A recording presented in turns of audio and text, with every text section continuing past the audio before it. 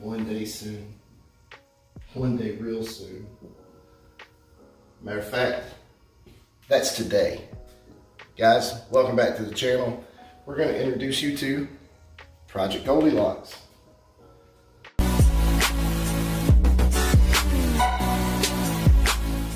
This is our 1995 Toyota Camry V6. Not much to look at, but it does have something special under the hood that we have come to love owning this car since 2010. No, excuse me, 2005. Yeah. Had it longer than I thought. This car was the last car purchased by my dad before he passed away. My wife and I drove it on our honeymoon. So it has a lot of sentimental value to me. And I think Jacob's starting to get that vibe from it as well. Unfortunately, in 2018, we fell victim to the recall that was never done on this car. And it was actually the oil pump recall. The oil pumps on these cars, on the 1MZ were causing the oil to sludge up. It didn't matter if you ran 530, 1030, if you changed your oil every 2,000 miles, this was something that was going to fall victim to after high mileage. We got 245,000 miles out of her before she popped. She finally did break, unfortunately. Yep. But doesn't mean she can't live on. So let's take a look at her real quick. Nothing special. Matter of fact, she's pretty wet. 1MZ V6, 3 liter. I think what the horsepower rating on this thing was like 200, 210 horse. Yeah, not much. For 95, it was pretty good. Yeah. True story though, this car has beat a supercharged Cobalt SS. One of the 315 horsepower V6, 3.7 liter V6 Camaros. And it's done it sleeperish, I guess we could call it. Yeah. This would be the new word we call it. So, we got big plans for Project Goldylox. Here in the next week or so, you're gonna see us start tearing this thing down.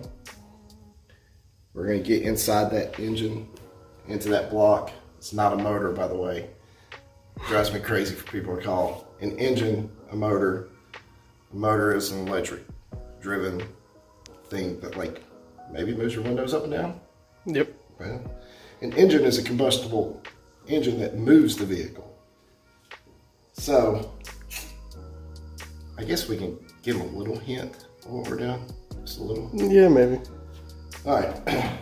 So a little history on the V6 for Toyota. Everybody knows the infamous 1JZ. You know the 1JZ. Yeah. Straight six. You got the 2JZ. God's gift to the world, right? Well, you bring in the 1MZ in the 1MZ family. You got the 1MZ, the 2MZ, and the 3MZ. The difference between them are the 1MZ and the 3MZ, they both share the same rod length, the same crank, the same oil pump. Only difference is one's variable valve timing and one's not like this one. Now, I think 2001, 2002, they started making the 1MZs with variable valve timing. But the 2MZs, smaller bore size, shorter stroke, less horsepower. Now, this one, we're not adding variable valve timing. We don't like VTEC period anyway. Even when we play with Hondas, we don't much care for VTEC. Yep. I mean, that's basically what variable valve timing is. So, the one thing that the 1MZ and the 3MZ don't share is the bore size.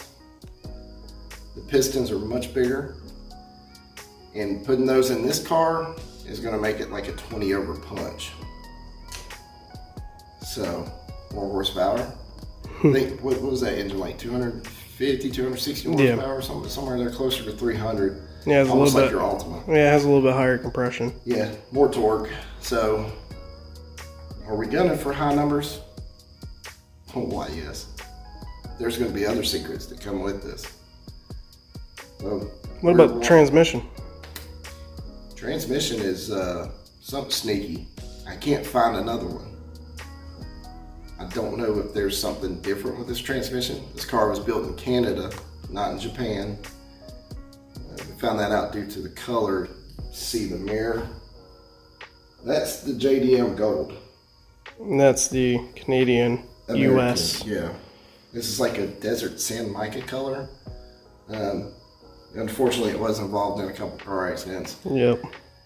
The reason why the bumper looks better than the rest of the car, that body shop didn't know how to color match, I guess, correctly. Because this is one of those paints you just can't color match. You have to repaint the whole car, just like Barney, with that deep violet purple. But it doesn't matter because it's not going back that color. The interior is not going to be the same. Under the hood's not going to be the same. Nope. Suspension ain't going to be the same. Nope. And those ugly steel wheels, well, that's not going to be the same either. Got a lot to do. Even more, this front end. Yes, we think it looks a lot like a S14. Yeah, 240. The Zinky front end. Yeah, the Zinky front end. It shares a lot of the roundness on the headlights here. You really have to look at them and set them side by side. That shot right there looks like a 240. So, Just what about. are we doing with it? Well,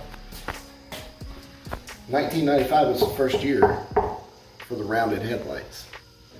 94, the back on this generation was cut right here.